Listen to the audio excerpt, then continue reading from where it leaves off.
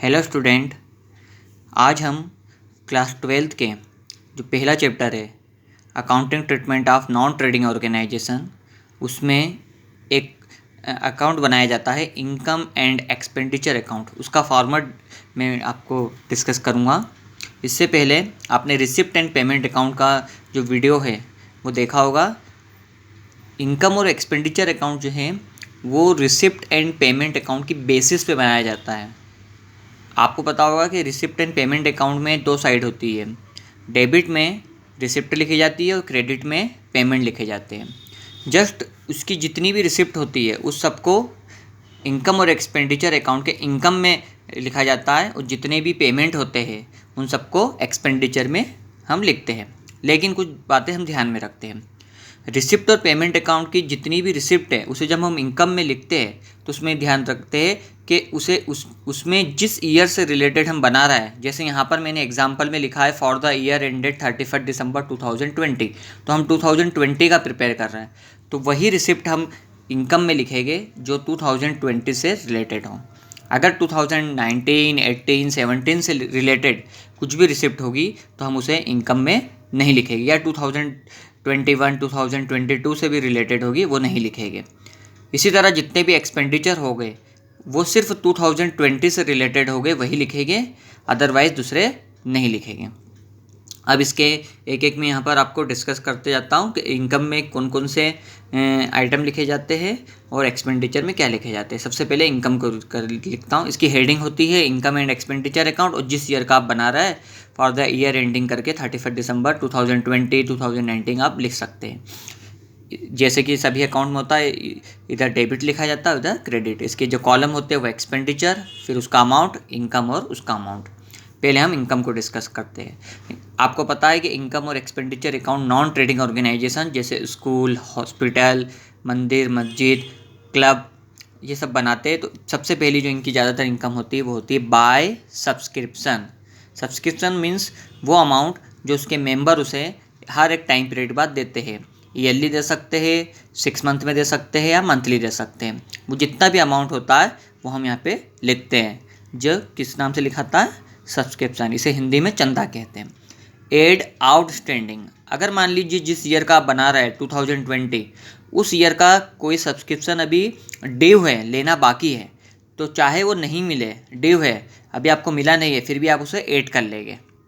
Less prepaid, और ऐसा कोई सा सब्सक्रिप्शन जो आपको एडवांस में मिल गया है, जैसे यहाँ पे 2020 ईयर का बना रहा है और किसी मेंबर ने आपको 2021 का भी दे दिया है सब्सक्रिप्शन, तो आप उसे लेस कर देंगे। तो इस ईयर का जितना भी आपको सब्सक्रिप्शन रिसीव्ड हुआ है उसे आप यहाँ पे लिखेंगे, उसमें आउटस्टैंडिंग ऐड कर देंगे जो इस ईयर का हमें लेना बाकी है, जो ड्यू है, और उसमें से प्रीपेड लेस कर देंगे जो हमने अभी ले लिया है। इसमें से ऐड करके जो लेस आएगा वो अमाउंट हम यहाँ लिखेंगे। इसके बाद अगली आती है बाय एंट्रेंस फीस। मेंबर जब हमारी इंस्टीट्यूशन में इंटर करता है तो कुछ वो अमाउंट हमें उस समय देता है, वो जितनी भी एंट्रेंस फीस होगी वो यहाँ पे हम लिखेंगे। बाय डोनेशन, ज़्यादातर जो ये इंस्टीट्यूशन होते हैं इन्हें गवर्नमेंट और नॉन गवर्नमेंट इंस्टीट्यूशन या पर्सन डोनेशन देते हैं टाइम टाइम पे। वो जितना भी डोनेशन देंगे वो हम यहाँ पे लिखेंगे। लेकिन डोनेशन में हमें ये ध्यान रखना है कि कैपिटल नेचर का डोनेशन नहीं होना चाहिए। मतलब ऐसा डोनेशन नहीं होना चाहिए जो किसी कंस्ट्रक्शन के लिए दिया है। जो रेवेन्यू नेचर का होगा वो डोनेशन हम लिखेंगे।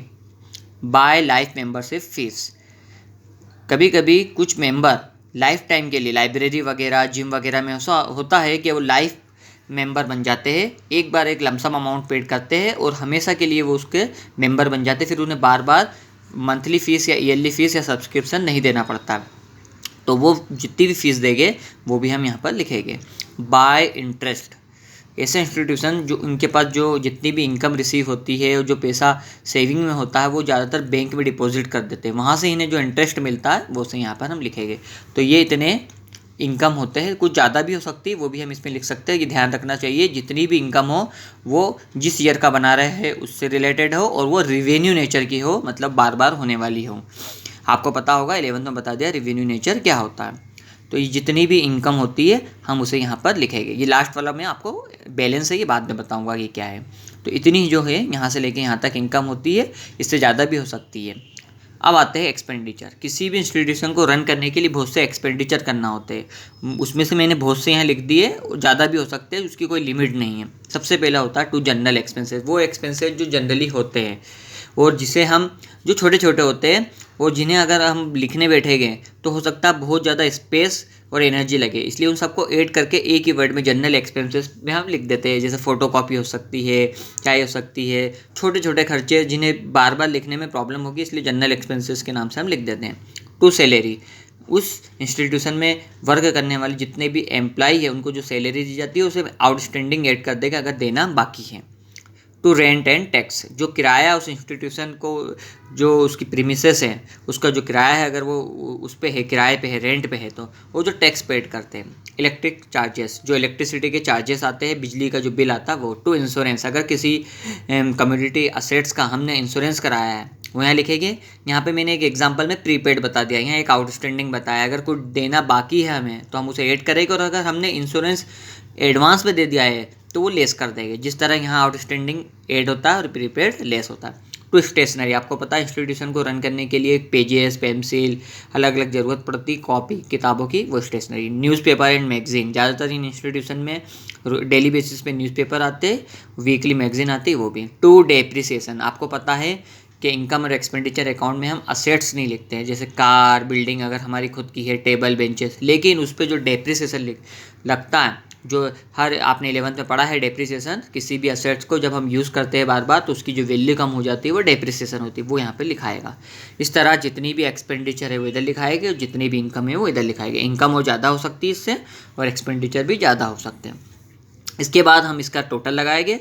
इनकम का मान लीजिए 1 लाख आया और एक्सपेंडिचर का 90,000, तो इनकम ज़्यादा है 10,000, तो हम यहाँ पे लिख देंगे सरप्लस के नाम से 10,000, excess of income over expenditure. और अगर बाय द वे किसी साल एक्सपेंडिचर ज़्यादा जाता है 1 लाख और इनकम 90,000 आती है, 10,000 यहाँ लिख देंगे डिफिसिट के नाम से, excess of expenditure over income. इस तरीके से हम इसका टोटल या तो बैलेंस में डिफिसिट आएगा या सरप्लस आएगा, और आखिरी में हम इसका टोटल लगा देंगे। तो इस तरीके से इनकम और एक्सपेंडिचर अकाउंट बनाया जाता है। Thank you.